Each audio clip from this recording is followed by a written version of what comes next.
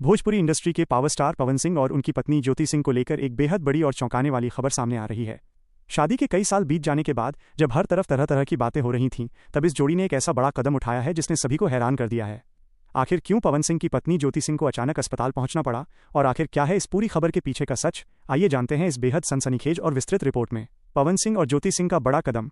Bhojpuri cinema के सबसे बड़े नाम पवन सिंह और उनकी पत्नी ज्योति सिंह हमेशा से ही सुर्खियों में बने रहते हैं। दोनों के रिश्ते में कई उतार चढ़ाव आए, जिसे लेकर पूरे यूपी और बिहार में लगातार चर्चाओं का बाजार गर्म रहता था। लेकिन इस बार मामला दोनों के रिश्ते से हटकर एक बेहद भावुक और नए मोड़ पर आ पहुंचा है।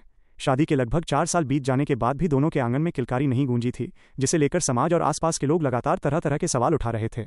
इस दौरान ज्योति सिंह को समाज के ताने और दबाव का भी सामना करना पड़ा, क्योंकि अक्सर हमारे समाज में बच्चा न होने का पूरा दोष केवल महिलाओं पर ही मढ़ दिया जाता है। इस पुरानी और पिछड़ी सोच को पीछे छोड़ते हुए अब इस स्टार जोड़ी ने एक बेहद आधुनिक और बड़ा फैसला लिया है। पटना के क्रिस्टा आईवीएफ अस्पताल पहुंची ज्योति सिंह। इस पूरी खबर में सबसे बड़ा मोड़ तब आया जब ज्योति सिंह को पटना के मशहूर क्रिस्टा आईवीएफ फर्टिलिटी सेंटर में देखा गया। उनका अस्पताल पहुंचना कोई आम बात नहीं थी, बल्कि उन्होंने वहां पहुंचकर वहां की सारी सुविधाओं और लैब का पूरी तरह से जायजा लिया। इस दौरान उन्होंने वहां पहले से इलाज करा रही कई अन्य महिलाओं और परिवारों से भी बात की। ज्योति सिंह ने साफ तौर पर कहा कि हमारे समाज में आज भी अगर किसी के घर में बच्चा पैदा नहीं होता तो लोग केवल औरत को ही बांझ कहकर ताने देते हैं और उस पर मानसिक दबाव बनाते हैं। उन्होंने इस बात पर जोर दिया कि बच्चा न होने की समस्या किसी में भी हो सकती है, चाहे वो पुरुष हो या महिला। दोनों का इसमें 50-50% का योगदान होता है, इसीलिए केवल महिलाओं को दोषी ठहराना पूरी तरह से गलत है। ज्योति सिंह ने बताया कि उन्होंने खुद इस अस्पताल के बारे में सोशल मीडिया के जरिए पूरी जानकारी निकाली, और जब उन्हें विश्वास हुआ तब उन्होंने यहां आने का फैसला किया, ताकि उनके जरिए समाज की दूसरी परेशान महिलाओं तक भी एक सही संदेश पहुंच सके। समाज की सोच बदलने की कोशिश और आईवीएफ तकनीक। ज्योति सिंह के इस कदम से उन लाखों परिवारों को एक नई उम्मीद मिली है जो शादी के 10 साल, 15 साल या 20 साल बाद भी निसंतान हैं। अस्पताल के विशेषज्ञों के मुताबिक आज के दौर में मेडिकल साइंस ने इतनी तरक्की कर ली है कि माँ बाप बनना अब बिल्कुल भी मुश्किल नहीं रह गया है। अगर शादी के 1 साल बाद तक पति पत्नी के प्रयास के बाद भी गर्भधारण नहीं हो रहा है तो उन्हें तुरंत डॉक्टर से सलाह लेनी चाहिए। जरूरी नहीं कि हर किसी को डायरेक्ट आईवीएफ तकनीक की ही जरूरत पड़े। कई बार आम दवाओं और छोटे मोटे इलाज से ही दिक्कत दूर हो जाती है।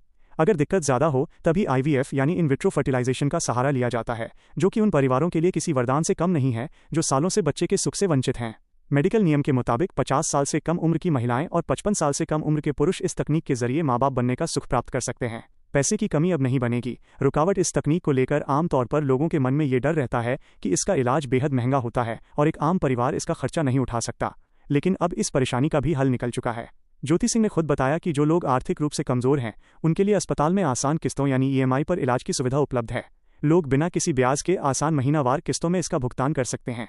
इसके अलावा उन्होंने एक और बड़ी घोषणा करते हुए कहा कि अगर कोई उनका नाम लेकर या उनके संदेश के माध्यम से वहां पहुंचता है तो उन्हें इलाज में 40% तक की भारी छूट भी दी जाएगी। इस सुविधा के जरिए अब कोई भी गरीब परिवार पैसे की कमी की वजह से इस सुख से दूर नहीं रहेगा। आईवीएफ से जुड़े भ्रम और नए विकल्प। इस इलाज को लेकर समाज में कई तरह की भ्रांतियां और अफवाहें भी फैली हुई हैं, जैसे कि आईवीएफ से पैदा होने वाले बच्चे मानसिक या शारीरिक रूप से कमजोर होते हैं।